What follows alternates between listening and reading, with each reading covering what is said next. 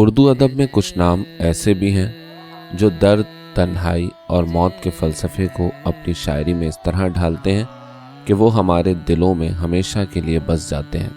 ثروت حسین بھی ایسے ہی ایک فنکار تھے۔ ان کی زندگی ایک تنہا سفر تھی جہاں محبت بھی آئی مگر ٹھہر نہ سکی۔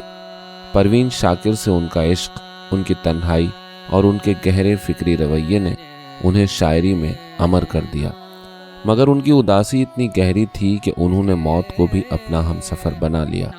موت کے درندے میں ایک کشش تو ہے ثروت، لوگ کچھ بھی کہتے ہوں خودکشی کے بارے میں۔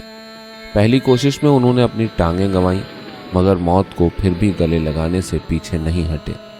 کچھ لوگوں کا ماننا تھا کہ ان کا عشق ادھورا رہ گیا، تو کچھ کہتے ہیں کہ ان کی تنہائی انہیں نگل گئی، مگر ان کی شاعری کو پڑھ کر محسوس ہوتا ہے کہ وہ خود موت کا راز جاننا چاہتے تھے۔